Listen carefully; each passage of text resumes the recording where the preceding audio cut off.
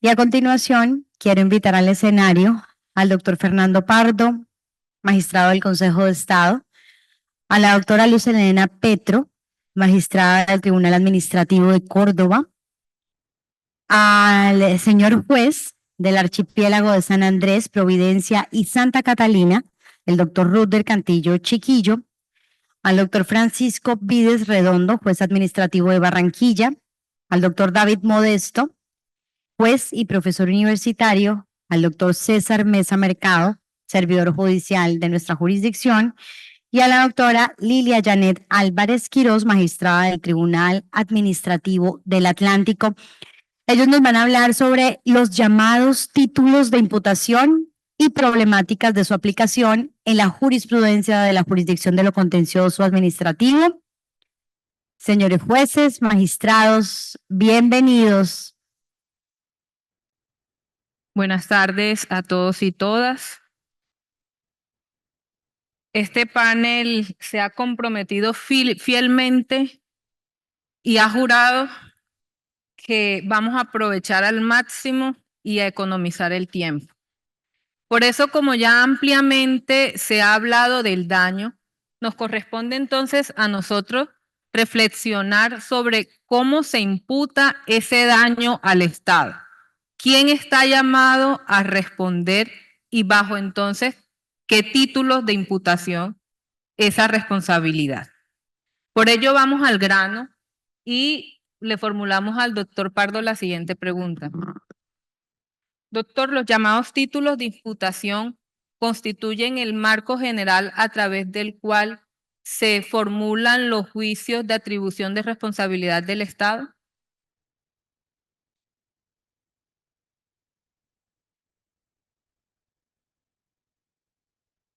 Muy buenas tardes, señores organizadores de este segundo Congreso Regional, en particular a las directivas de la Universidad del Atlántico y a los funcionarios judiciales de la costa Caribe que han, creo que, logrado con éxito esta convocatoria. Allí pues no puedo hacer alusión a todas las personas que han logrado que nosotros podamos estar acá.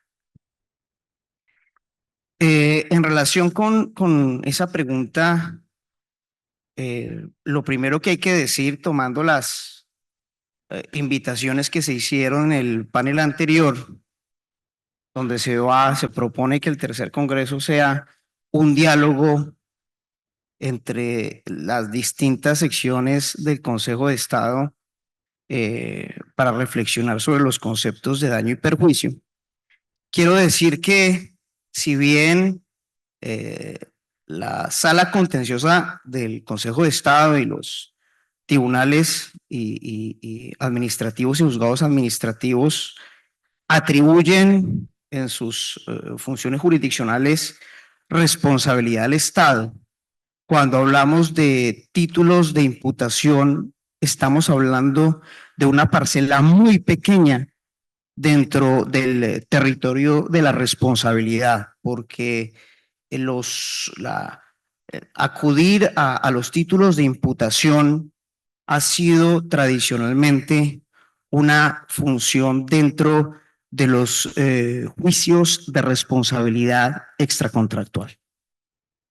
Eso es lo primero que quiero señalar, y en ese sentido la respuesta a la pregunta es que no. Los títulos de imputación han sido una herramienta muy útil para estudiar los juicios de responsabilidad extracontractual del Estado, no aquellos derivados de los juicios de responsabilidad en relación con los daños causados con decisiones administrativas, y tampoco, a pesar de que la Corte Constitucional en una famosa sentencia del 96, la sentencia 333, que con ocasión a una demanda de constitucionalidad del artículo 50 de la ley 80 señaló que los regímenes de responsabilidad y los títulos de imputación fundaban la responsabilidad contractual, pues en los juicios de responsabilidad contractual tampoco se hace alusión a esos tradicionales títulos de imputación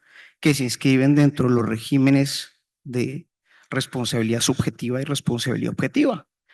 En materia contractual existen otros títulos de imputación que conllevan a su turno subtítulos de imputación. Por ejemplo, el rompimiento de la ecuación financiera de contrato es un título de imputación con unos subtítulos de imputación que pueden ser el hecho del príncipe, el ius variandi y la teoría de la imprevisibilidad, por ejemplo.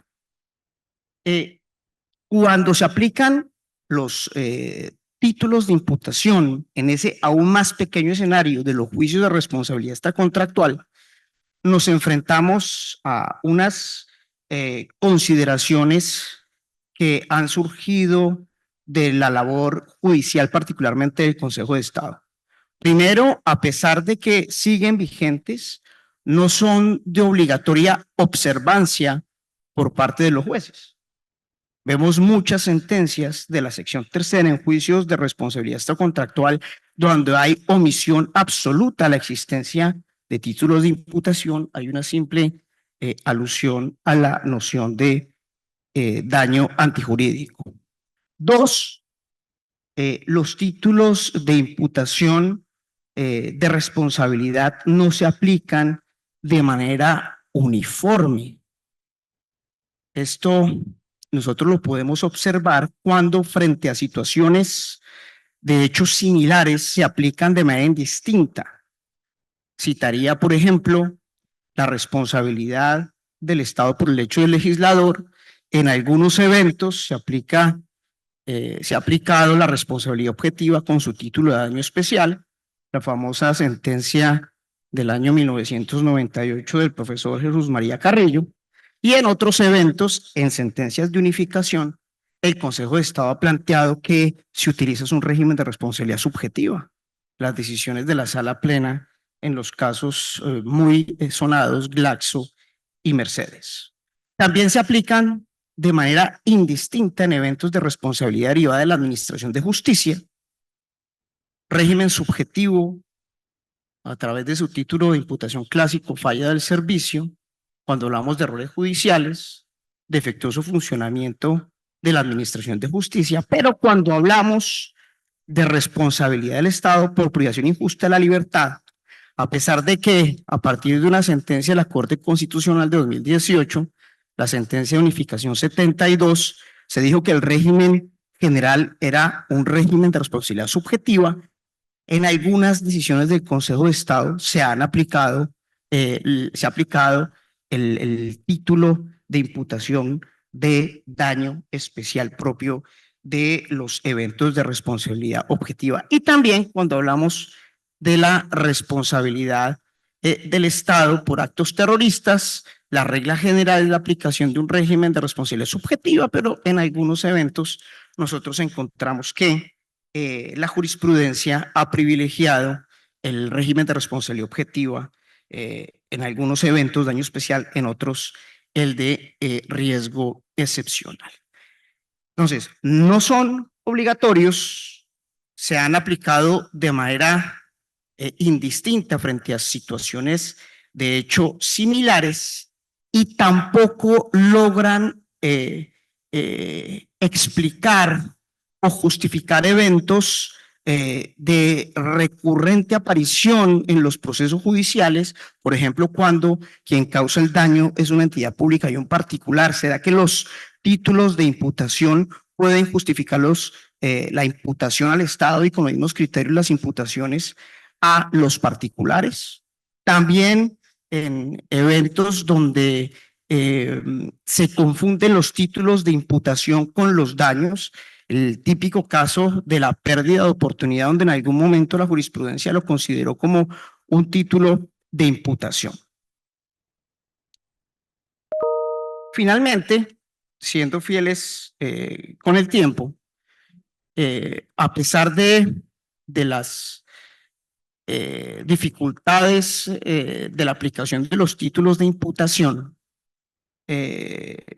claramente están vigentes y las vicisitudes en los déficits de justificación de la atribución de la responsabilidad a través de los títulos de imputación clásicos llevan al juez a ser un poco más creativo.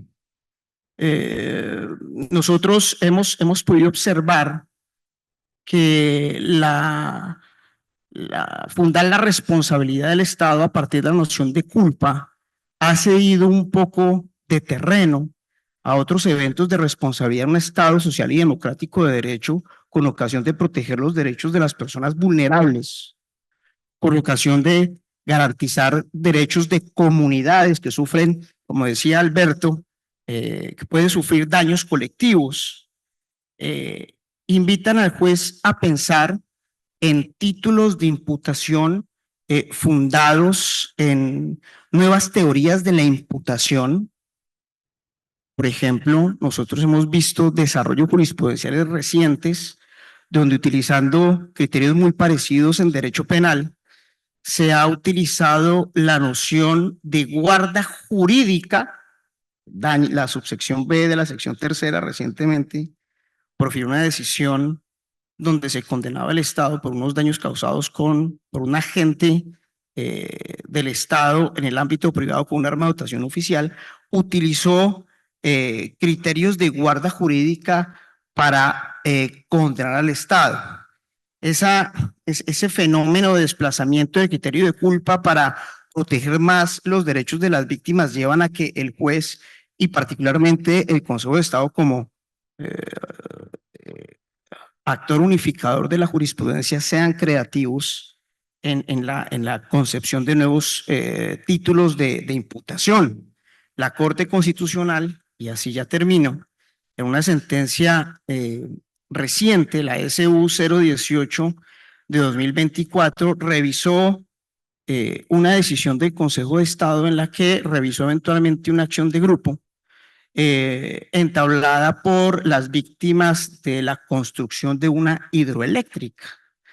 La entidad pública afectada con la decisión, el Ministerio de Ambiente y Desarrollo Sostenible, señaló que el Consejo de Estado había desconocido sus precedentes en relación con los títulos de imputación aplicables y la Corte Constitucional negó las súplicas de la demanda del Ministerio de Ambiente en el medio de protección constitucional, señalando que los títulos de imputación de responsabilidad habían sido vehiculados, impulsados y transformados por la jurisprudencia del Consejo de Estado, y en ese Estado social y democrático de derecho, pues era deber del juez adaptar nuevos títulos de imputación hacia nuevos deberes de la administración al proteger los derechos de las personas. Entonces, con eso yo creo que respondo a su pregunta y lanzo a mis colegas pues, para que hablen específicamente de eventos de responsabilidad y cómo se han aplicado los títulos de imputación. Muchas gracias.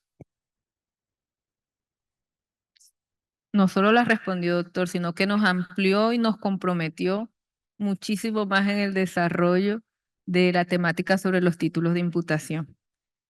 La cláusula general de responsabilidad contenida en el artículo 90 de la Constitución, a la que todo buen administrativista les reza, no contiene descripción sobre los títulos de imputación. Quisiera que el doctor David Guete nos hablara un poco de cómo se ha gestado entonces su construcción hasta lo que tenemos actualmente. Bueno, muy buenas tardes a todos y a todas. Principalmente agradecerles por la invitación, doctor Jean Paul, doctora Lilia, pero sobre todo para responder esta pregunta, quiero mandarle un abrazo a la doctora María Victoria Quiñones, que está por acá. Gracias a ella, hace 15 años comencé a trabajar este tipo de temas y hoy, bueno, estoy enfrente de ella hablándole un poquito sobre lo que desarrollo acá. ¿Qué pasa con el artículo 90? El artículo 90 es una cláusula general. A pesar de que se encuentra establecido como una regla constitutiva, más bien parece una directriz. Debemos tener muy en cuenta la naturaleza jurídica de las reglas, porque al momento de la interpretación ello va a tener mucha incidencia y por eso son importantes el uso de los conceptos. El artículo 90 habla de la imputación del daño antijurídico. ¿Pero qué imputación? Vamos a partir que el concepto de imputación va a ser muy similar, si no el mismo utilizado por Kelsen en su teoría pura, cuando trataba de referirse a aquello que tenía relación con las atribuciones que se hacían en derecho. Era una manera de apartar todo aquel fenómeno moral y naturalista que se generaba en todos los debates para la época. Esta idea de atribución jurídica asociada a la noción de imputación luego va a tener unos desarrollos adicionales, porque es que el artículo 90 no nos podía decir nada por su vaguedad, incluso por su ambigüedad. Y ahí es donde comienzan a inferir o a tener participación los criterios interpretativos que comenzó a utilizar el Consejo de Estado. Estos criterios interpretativos en su primera visión fueron realistas, porque pasaban de una regla a una norma en la que se establecían hipótesis y consecuencias que debían darse para que se llegara a atribuir responsabilidad. Eso no aparecía en ninguna parte. Estaba creando norma la jurisprudencia. Es una manera de legislación, pero no es una legislación. Es una forma de ingresar interpretaciones al sistema jurídico. A eso se le comenzó a llamar títulos de imputación. Pero ¿qué pasa con los títulos de imputación? Van a depender de otro aspecto, los factores de imputación. Y estos a su vez del régimen de responsabilidad. ¿Qué son los factores? Los factores van a ser aquel fundamento axiológico que soporte el título, va a ser el fundamento subyacente. Por ejemplo, la llamada culpa, por una parte, en eso vamos a ubicar en el régimen de responsabilidad subjetiva. Por ejemplo, el riesgo, la equidad, en ese punto vamos a hablar de un régimen de responsabilidad objetiva. A partir de ahí, entonces, la movilidad de la creación de títulos no es un acto meramente imaginativo, sino de metodología jurídica, porque el paso de un título a otro, de un factor, decir, por ejemplo, la privación injusta de libertad pasó de ser objetiva a subjetiva, no depende de una creación sin más, depende de la fundamentación jurídica y filosófica que tenga el jurista. Jean Paul maneja muy bien este tipo de debates, depende de, por ejemplo, si se trata de una visión pospositivista basada en una visión holista o dependerá a su vez si se trata de una posición positivista de una tendencia pragmatista realista. Entonces, la creación del título de imputación va a estar marcada eminentemente por la visión filosófica que se maneje por parte de quien administra justicia. David, bajo ese contexto, en hechos actuales se ha lamentablemente vivido muchos temas relacionados con desastres naturales, puntualmente en temas de inundación. De hecho, el Atlántico hace algunos años padeció todo lo que fue el rigor de la ola invernal. Bajo esta visión que nos has propuesto, ¿qué presupuestos se necesitarían para eventualmente en estos casos atribuir responsabilidad al Estado? Bueno, miren, lo que quiero plantear es lo siguiente. ¿Qué tipo de juez quieren que sean los que administren justicia? Era el debate que se planteaba esta mañana sobre el buen juez. El buen juez va a depender de su visión filosófica, de lo que se le puede denominar ética judicial, que es una visión, una teoría de justicia. ¿De qué va a depender su teoría de la justicia? De los compromisos con determinados intereses. Un juez que está comprometido con intereses muy apegados a la seguridad jurídica va a decidir únicamente conforme al precedente. Eso es una manera reactiva del positivismo jurídico de lo que se llama realismo. Lo que diga el juez es lo que tiene que ser. Un juez más apegado a una visión alejada de ese positivismo va a ver qué tipo de consecuencias tiene la decisión en el entorno. Entonces, a este tipo de visiones a las que mi antecesor hablaba de una forma de imaginación que va a depender de lo que se va a trabajar por cada juez en cada caso, va a depender de la visión de justicia que cada uno tenga. Y esa visión de justicia va a estar arraigada muchas veces a posturas holistas, que es lo que está marcando el derrotero. Acá estaba Diego López Medina, quien tiene un texto muy relevante que hace parte del curso de formación de la Escuela de Interpretación Constitucional en la que trabaja la interpretación teológico finalista. Entonces, un juez que tiene esa concepción filosófica al momento de interpretar la ley va a aplicar una forma de reparación completamente diferente. Entonces, se repararán este tipo de daños no dependiendo de lo que diga la jurisprudencia, porque hay muy poco, sino de el fin que busque la persona que va a estudiar el caso. Si la persona que va a estudiar el caso está muy apegada a una tendencia holista, más bien cercana a una visión de lo que establece el gobierno, va a tratar de utilizar como valores muchas directrices políticas de protección o apego a intereses del Estado. Pero si el juez utiliza criterios relacionados con la noción de necesidad social, va a utilizar un factor de imputación completamente diferente y puede apegarse ya sea al riesgo o a la equidad, y a partir de ahí va a comenzar a modular lo relacionado con la creación. Con esto lo que quiero finalizar es decir, va a depender mucho, y en este discurso llevamos una coherencia de la visión filosófica. Y la metodología jurídica que utilice el juez va a ser entonces la herramienta que a la postre termine justificando la manera en cómo se desarrollan los títulos de imputación. Muchas gracias, doctora. En esta línea de pensamiento, ¿de qué manera podemos llevar esa visión filosófica de la que nos habló David a un caso específico? César, por favor. Buenas tardes. Primero que todo, agradecerles a las directivas del Congreso y al doctor John Paul por la invitación.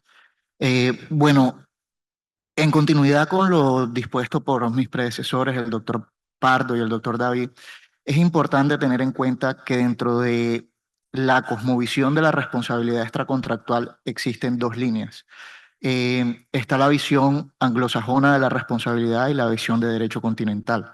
Dentro de la visión anglosajona, encaminada a lo que es la minimización de los costos de daños, tenemos autores como Epstein, Fletcher, Perry, Wainwright y por supuesto el profesor Jorge Luis Fabra Zamora, que es uno de los abanderados en el tema, y dentro de la otra visión, que es la visión de derecho continental, de la cual nos anclamos todos los jueces administrativos para poder decidir en un momento determinado, que es la visión de los principios morales basados en justicia, de donde se vierten lo que es el principio de justicia correctivo, principio de justicia distributivo y principio de justicia retributivo, que son esos los fundamentos a través de los cuales nosotros vamos a resolver un determinado caso, siendo, entre otros autores de esta línea de pensamiento, los hermanos Massó, Adriano de Cupis, Díaz Picasso, entre otros.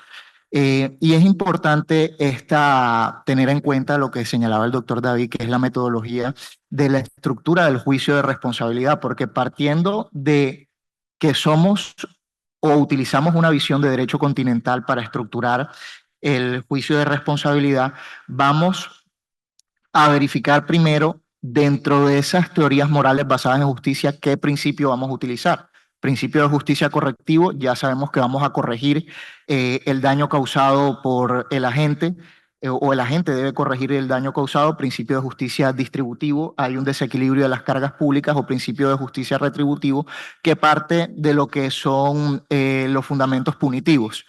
En ese sentido, si nosotros tenemos clara esa visión y decimos, bueno, me voy, filosofía de la responsabilidad extracontractual, derecho continental, principio de justicia correctivo, ya sé que al momento de imputar materialmente, si yo imputo por causalidad o imputo por imputación objetiva de resultados, en el nivel de imputación material, eso me dará una visión más clara al momento de elegir el régimen de responsabilidad que voy a utilizar y a su vez el título jurídico de imputación que yo voy a utilizar en el caso específico.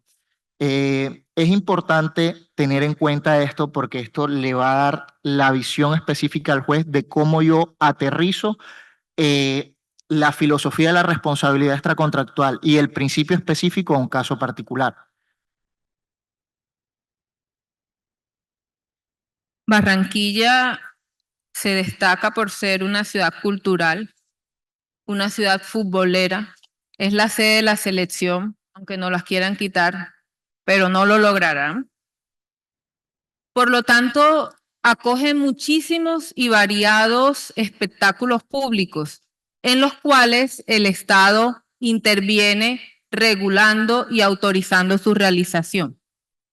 ¿De qué manera se realiza el juicio de responsabilidad cuando se causan daños antijurídicos en el desarrollo de este tipo de espectáculos públicos?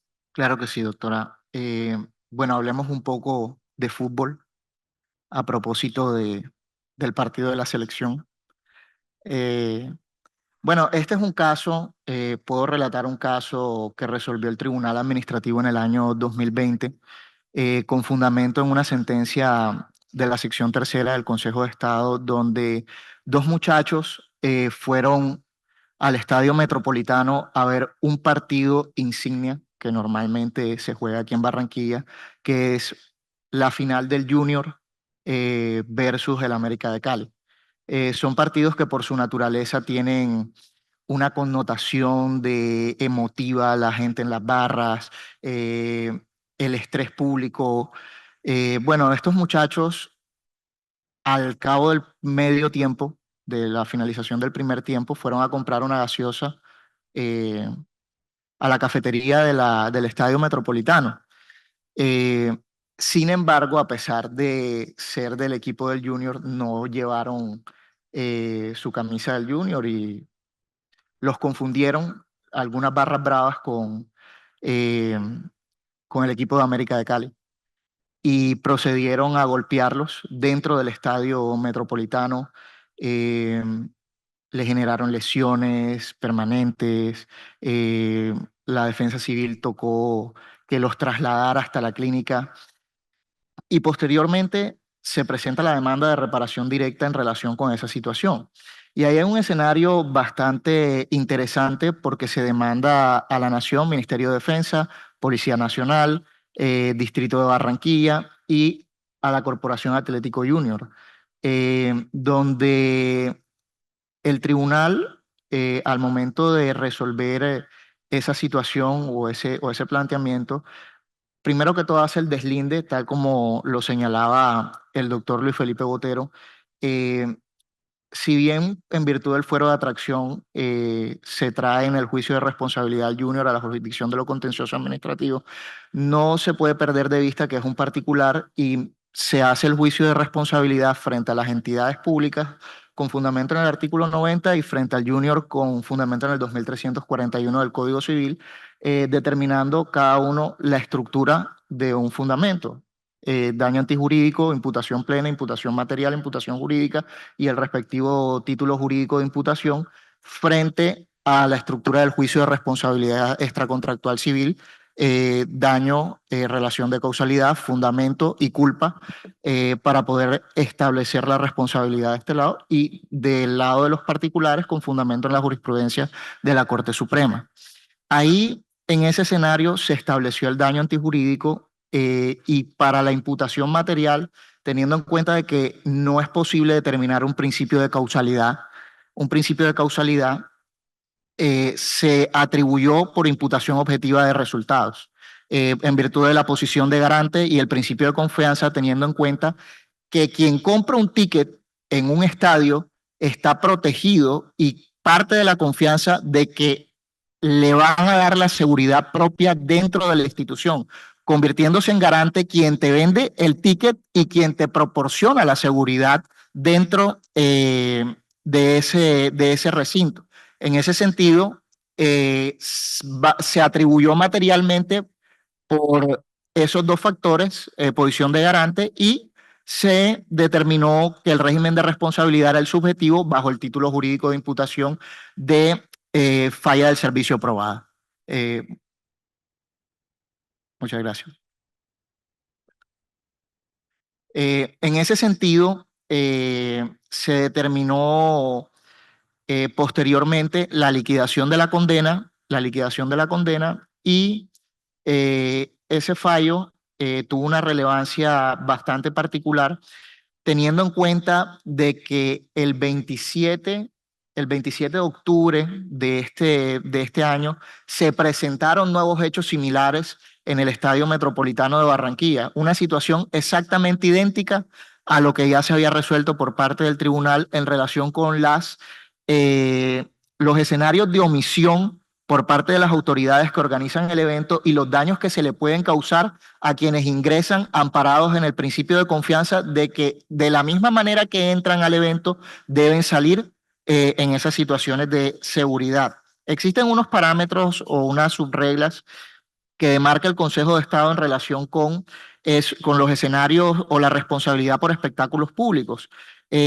como son la obligación legal de evitar el daño al espectador, el tener conocimiento de la segura ocurrencia de los disturbios y poseer la capacidad evitadora. En este caso, existía una casi que certera, una casi que certera probabilidad de que ocurrieran los hechos debido a que el Junior había sido sancionado 7 veces en las últimas fechas.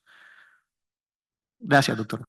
Falencias en la historia clínica, por falta de diligenciamiento, por omisiones. ¿Se cumplen los presupuestos para abordar la responsabilidad a través de un título de responsabilidad objetiva? Buenas tardes a todos. Primero, quiero darle las gracias a los organizadores. Doctor Jean Paul, gracias por haber extendido esta invitación a este servidor. Simplemente a manera de información, Barranquilla no solo es escenario de espectáculos, sino también educadora. Personas como yo desde el archipiélago, nativo del archipiélago de San Andrés, tenemos que trasladarnos para estudiar y Barranquilla fue la ciudad que me acogió. Así que es grato estar aquí nuevamente. En relación con la pregunta que hace la moderadora de este grupo, yo quiero simplemente dejar unas breves anotaciones partiendo de lo que ha expuesto la jurisprudencia de la sesión tercera, lo contencioso administrativo. Y es que en efecto, como usted lo ha mencionado, en tratándose del servicio de salud, la sesión tercera ha fijado la posición de que el régimen de responsabilidad aplicable es el subjetivo y el título de imputación es el de falla probada, en donde necesariamente quien acciona le corresponde demostrar los 3 elementos.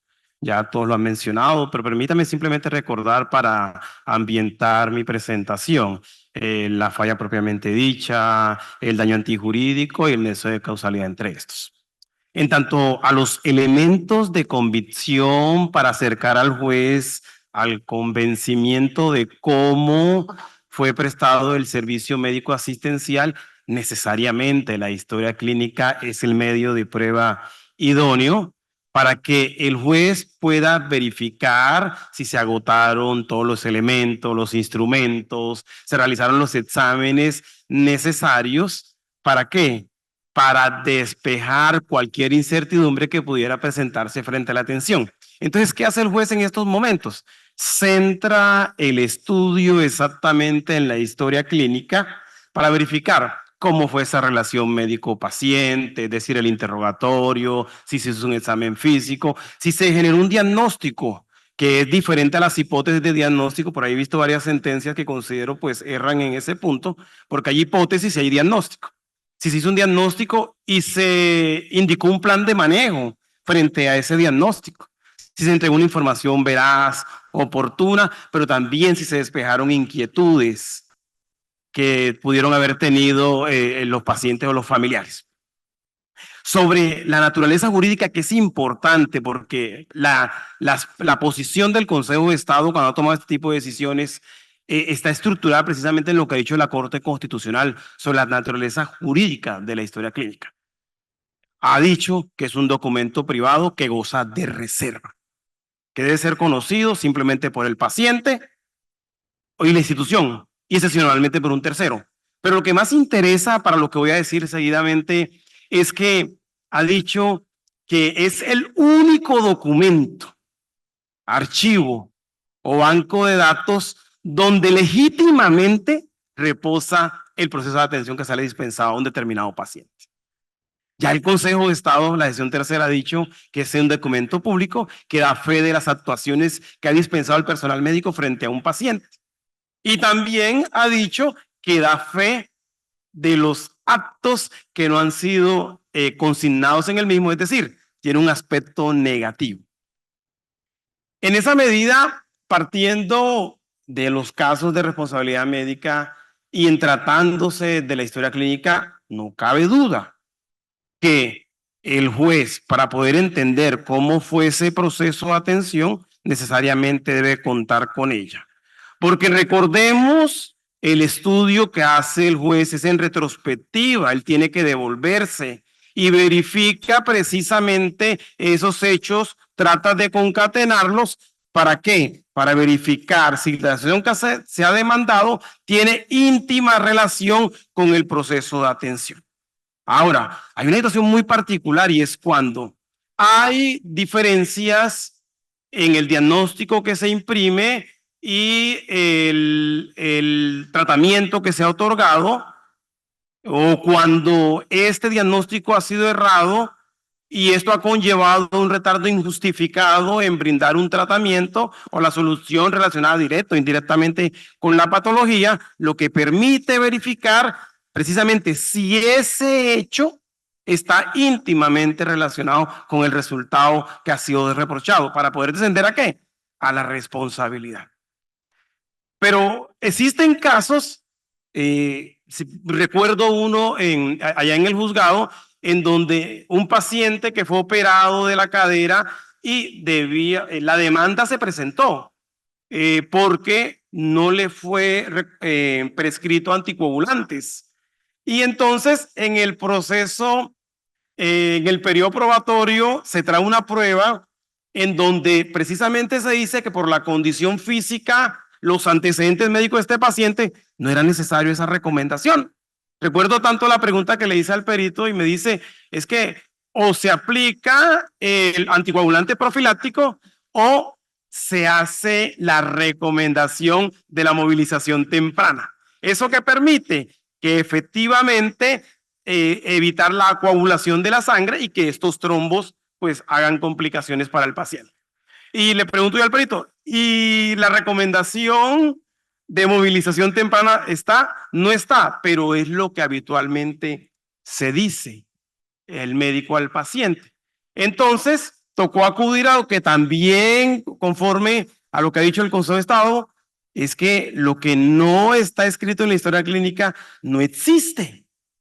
Y allí es el punto donde permítanme un segundito decirles, que tocó verificar que efectivamente sin la historia clínica, o mejor dicho, existiendo la historia clínica, los medios de prueba a practicar como el pericial necesariamente necesitan partir de la historia clínica. Porque lo demás sería traer nuevas situaciones que no están consignadas dentro de ella, que no están, como lo dice la Corte, legítimamente consignadas en ella. Entonces, para terminar, decirles esto. Yo no sé si la jurisprudencia ha ido decantando una especie de criterio objetivo para tener en cuenta en caso de que, ante la inexistencia de la prescripción médica, pero que esta prescripción médica esté íntimamente relacionada con el hecho que se reproche, es decir, que sea causalmente estén ligados, esto nos lleve a pensar de que sea un régimen de responsabilidad objetivo, porque esto no exime al juez de tres cosas. La primera, de que esto lo debe aplicar en estos estrictos casos. La segunda, que es que el juez no está para reemplazar a las partes. Necesariamente las partes tienen una carga de demostrar, ¿cierto?, los hechos que sustentan sus pretensiones. Y la última es que el juez puede verificar estas situaciones, pero allí es donde debe hacer un estudio temprano dentro del proceso y no venir en la sentencia a sorprender. Esto es, decretando las pruebas que resulten necesarias para esclarecer los puntos que le resulten dudosos. Y por último, lo contrario sería terminar como mi papá. Nosotros somos 4 hermanos y nos perdíamos a la playa y nunca nadie era el responsable. Y mi papá nos castigaba a los 4 y nos decía. Y yo le decía, papá, ¿pero por qué a mí si yo no fui? Por sospecha. Doctor Francisco, los artículos del 64 al 75 de la Ley 270 de 1996 desarrolla los que algunos han denominado títulos autónomos de responsabilidad judicial. ¿Es posible, así sea de manera teórica, la construcción de un nuevo título con aquellas situaciones que no están comprendidas en la normativa? Bueno, muy buenas tardes a todos. Me uno a las voces de agradecimiento que mis compañeros panelistas han expresado a los organizadores del evento, manifestándoles además el honor que representa para mí dirigirme a tan selecto auditorio en donde considero que está la familia de lo contencioso administrativo. Para responder esta pregunta, no puedo evitar una infidencia que tiene que ver con el tema propuesto para este panel y que en principio representó para mí una seguridad para poder participar. Acumular cierta experiencia en la rama judicial, desde mi punto de vista, justificaba y daba bases serias para poder participar alrededor de lo que es la responsabilidad judicial. Pero paradójicamente esa seguridad que en principio tenía alrededor de este tema y en particular con la responsabilidad judicial fue diluyéndose a medida que se fue acercando la fecha del evento. Y concretamente en estos 2 últimos días que tuve oportunidad de compartir algunas ideas con magistrados de la sección tercera alrededor de algunos aspectos que quería compartir y que pusieron en evidencia las serias dificultades alrededor de las cuales me vería abocado si trataba el tema en la forma en que la voy a plantear. Pero que en todo caso encontraron motivación en lo que escuché esta mañana alrededor de la conferencia del doctor Diego López, del daño criptogénico. Y tiene que ver con el defectuoso funcionamiento de la Administración de Justicia, al que me referiré a partir de las pautas que de seguro todos tienen claras alrededor de lo que es el concepto y de cómo aplica, y que en el entendido de una interpretación se concluye como un título de imputación que desde la regulación de la Ley 270 está visto en una sola vía, hacia el usuario de la Administración de Justicia. Esto responde al entendimiento del legislador de establecer a partir de esas pautas normativas lo que funcionalmente comprende el funcionamiento de la Administración de Justicia en cuanto a la preparación del juicio y a la ejecución de las providencias, como aquellas circunstancias plausibles de generar consecuencias dañinas alrededor de las personas que intervienen al proceso. Pero quizás sea el momento de representar algunas circunstancias que pongan de presente a la rama judicial no como función, sino como órgano, y que eventualmente puedan representar algunas inquietudes que me permitiré exponer alrededor de las cuales algunos otros actores del proceso distintos de las partes también puedan eventualmente estar abocados a daños antijurídicos, como se ha destacado en el curso de este Congreso. Y básicamente me referiré a 2 situaciones concretas. La primera tiene que ver con funcionarios judiciales quienes son responsables de tramitar procesos en volúmenes considerables y con marcada complejidad, que superan en muchas ocasiones su capacidad operativa y que en esas circunstancias ven afectada su salud mental, física o emocional. Este escenario trasciende las situaciones propias de la seguridad social y asimismo las definiciones de las políticas judiciales tendientes al reparto, por ejemplo, equitativo de los procesos o a establecer dinámicas que mejoren el clima laboral. No podemos perder de vista que el servidor judicial es un servidor público que está al servicio de la sociedad y que sus atribuciones no constituyen sino la respuesta del Estado ante una demanda concreta de una necesidad, en este caso de justicia. Pero ¿qué pasa cuando la disposición de la infraestructura, de los recursos necesarios de la rama judicial no es la adecuada? Y eso constituye la causa eficiente para que ese servidor judicial responda de la manera en que debe responder, que por demás de él sí se esperan unos resultados concretos y detallados. A partir de los criterios ampliamente conocidos de la sección tercera, el defectuoso funcionamiento de la Administración de Justicia es una modalidad de falla del servicio, a donde cabe cualquier tipo de deficiencia de cualquier función pública. Pero quizás este escenario puede llevar a responder o a poner de presente la necesidad de si la naturaleza de ciertas funciones estatales produce consecuencias hacia adentro, así como lo hace hacia el exterior. Otra circunstancia que permite al menos poner de presente esto tiene que ver con los funcionarios de policía judicial, quienes en el contexto de la Ley 938 del 2004 se encargan de la recolección del material probatorio, en especial de las causas penales de mayor entidad y de mayor importancia. Desafortunadamente, estos servidores judiciales en algunas zonas del país están expuestos a unas condiciones de mayor riesgo a las que todos debemos asumir en virtud de ser funcionarios judiciales. ¿Y por qué hago esta alusión a estos casos? Porque constituye algo que esencialmente está inmerso con la administración de justicia.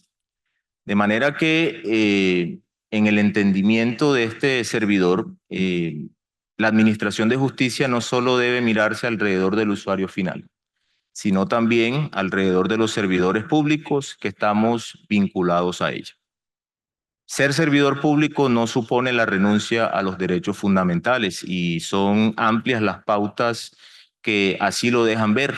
Basta rememorar el pronunciamiento que la sección tercera emitió para resolver el conflicto relacionado de la responsabilidad de la nación por la toma de la base militar de Las Delicias, en donde claramente se estableció de que los soldados, a pesar del riesgo que representa esa misión institucional, tienen unos derechos fundamentales susceptibles de ser protegidos.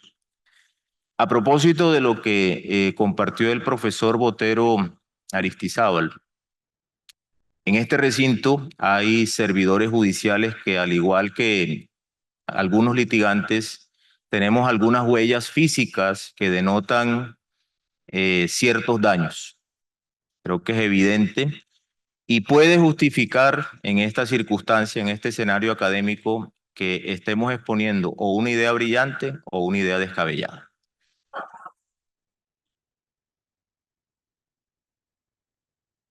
De manera que, para responder su pregunta, doctora Lilia, desde un plano formal, difícilmente la ley 270 puede permitir unos escenarios diferentes para sostener que existan títulos distintos a los allí establecidos. Pero como lo compartió el doctor Pardo, el derecho de la responsabilidad responde a una construcción dialéctica que tiene un reflejo en la evolución de la sociedad. Y bajo esa pauta, los títulos de imputación no pueden ser estáticos. Muchas gracias. Doctora Luz Helena, me toca castigarla con el tiempo porque nos quedan solamente 5 minutos. Por lo tanto, quisiera que nos respondiera bajo qué título de imputación se debe reclamar al Estado por el enriquecimiento sin causa. Buenas tardes. Realizar esa pregunta, por supuesto, que significa como colocar el dedo en la herida. Tanto para el usuario de la Administración de Justicia, ese particular que desarrolla un contrato, presta un servicio sin haber previamente celebrado ese contrato con el Estado y le tiene que decir al juez, señor juez, yo espero que en justicia usted reconozca que yo invertí. Y también representa para el juez esa labor que tiene que hacer de administrar justicia y en este caso encontrarse y hacer esa línea jurisprudencial del Consejo de Estado, la sección tercera, para ver cómo le resuelve a ese usuario la Administración de Justicia que está pidiendo precisamente justicia. En ese orden de ideas, lo primero que tenemos que decir es que desarrollado esa línea, o uno la hace en el tiempo, desde el 2012 hacia atrás, antes de la sentencia de unificación, y del 2012 hacia adelante, no encuentra uno esta respuesta bajo qué título de imputación se estudia por parte de la jurisprudencia del Consejo de Estado el enriquecimiento sin causa. No lo hay. Solo vamos a encontrar a partir de la sentencia de unificación que cumplió 12 años antes de ayer, 19 de noviembre del año 2012, que el Consejo de Estado al unificar señaló que el enriquecimiento sin causa es de naturaleza extracontractual porque no proviene de un contrato y en esa medida lo entendemos como un hecho y los hechos ante la justicia se reparan o se demandan a través ante acción de reparación directa o medio de control de reparación directa. Tenemos eso y tenemos una tesis unificada que al mismo tiempo nos va a decir que no puede utilizarse la actio in reverso como un medio para poder pedir al Estado que reclame de él obra o prestación de servicio sin haber existido previamente un contrato. A partir de allí podemos realizar varios supuestos en los cuales me voy a tomar las palabras que esta mañana nos dijo el maestro, el doctor Ignacio Sancho, sobre el paradigma del juez y esa inercia cognitiva en la medida en que tiene que repensar las decisiones judiciales. Y en ese orden, muchos nos preguntamos, bajo esa sentencia, ¿cómo juez al momento de presentarse un enriquecimiento sin causa, si no hay un título de imputación, cuál debe ser el estudio correcto? Eso nos hace referirnos entonces a la naturaleza de la actio in reverso desde su utilización en el derecho romano, no es hacer una línea, es solamente entender que la jurisprudencia del Consejo de Estado ha utilizado la línea que sobre ella ha establecido la Corte Suprema de Justicia y nos ha tratado como una acción autónoma, independiente, subsidiaria, no indemnizatoria, más sí compensatoria y que tiene unos elementos característicos. Entonces, a partir de la respuesta, lo que podemos decir es que cada vez que se presente un enriquecimiento sin causa y se utilice la actio in reverso, no hay que mirar este supuesto bajo el cual la sentencia de unificación construyó para decir que no se pagan esas obras realizadas sin contrato o prestación de servicio porque se viola una disposición que es un imperativo normativo. Y ese imperativo normativo nos está diciendo que se derrumbe, que se destruye el principio de buena fe, la equidad y la justicia, que es lo que en el desarrollo del tiempo, cuando se construyó esta teoría, permitía entonces reparar bajo esos elementos de que hay un enriquecido y que ese enriquecimiento puede ser positivo o negativo en la medida en que aumenta su patrimonio o no permite que a pesar de la ejecución el patrimonio disminuya y que al mismo tiempo hay un empobrecimiento y que debe ser correlativo que venga o provenga de ese enriquecimiento, que no exista una causa, que no exista otro medio porque no debe provenir de un contrato, de un cuasi contrato, de un delito o un cuasi delito. Y por supuesto nos encontramos con el elemento que define y utiliza únicamente la jurisprudencia del Consejo de Estado, que no se viole un imperativo. ¿Y cuál es ese imperativo que la jurisprudencia hoy nos está diciendo que no se puede reparar con unas excepciones hoy, porque se viola el imperativo? El imperativo está en los artículos 39 y 41 de la Ley 80 de 1993, que nos va a decir que el contrato es solemne y como es solemne debe ser por escrito. Pero al mismo tiempo observamos que la misma jurisprudencia nos crea unas excepciones distintas de la sentencia del año 2012, donde vamos a ver que a pesar de haberse ejecutado obras o prestaciones de servicios sin contrato, cuando se logre demostrar que efectivamente no se presenta esta culpa por parte del contratista, hay posibilidad de compensar estos perjuicios. Además, cuando se celebran otros sí, cuando estamos frente no solamente a la prestación de bienes y servicios en materia de salud, hoy entendido como todos los derechos fundamentales, incluida la educación, y por supuesto cuando no estamos frente a la declaratoria de urgencia manifiesta sin necesidad de contrato. La pregunta es, ejecutado o prestado por el contratista una prestación hecha, ¿hay posibilidad frente a que esta administración no podemos pensar que se trate de una buena fe objetiva? Porque el artículo 93 de la Constitución, perdón, 83, cuando nos la va a definir, no nos dice o no nos hace esta diferencia entre subjetiva u objetiva. Hoy, en sentencias de la Corte Constitucional, estudiado en el enriquecimiento sin causa, en sentencia de CEU del año 2003, cuando se ha presentado conflicto de jurisdicción entre la ordinaria y la contenciosa para saber, nos agregó un artículo constitucional interesantísimo y el 95, y nos ha dicho, ojo, usted no puede, usted tiene que respetar derechos de Estado, y al mismo tiempo no puede abusar. Y en ese orden entonces aparecen nuevamente los elementos, la equidad y la buena fe, junto con el enriquecimiento, el empobrecimiento, que no hay una causa y que efectivamente ese imperativo no puede estar limitado a esos artículos, sino que el juez en cada caso concreto tiene la obligación al momento de examinar, si queremos decir, ese título de imputación, son los elementos que constituyen la actio in reverso. Si examinamos jurisprudencia nos damos cuenta que la jurisprudencia solamente se limita frente a la situación práctica a determinar si hubo el constreñimiento o no el constreñimiento. Especiales gracias a mis compañeros de paneles por todo el tiempo y todo lo que pudimos compartir y construir en común para presentar a este directo auditorio. Solamente, ni siquiera manera de conclusión, porque la discusión queda abierta. Pero sí retomar lo dicho por el doctor Pardo, en que los títulos de imputación no son la única respuesta en materia de juicios de responsabilidad, en que son normalmente de construcción o se han gestado en lo judicial y por lo tanto es una materia inacabada y que está en constante evolución. Porque pensemos incluso en nuevos escenarios, como se dice, ya ni siquiera es el futuro, sino el futuro es hoy. Y a voces de las IAs y de todo como se ha estado desarrollando y evolucionando la humanidad. Asimismo, se van a seguir produciendo daños y allí entonces seguirá evolucionando los títulos de imputación y se seguirá escribiendo y reflexionando sobre ello. Muchísimas gracias por la atención y creo que hemos honrado el compromiso del tiempo.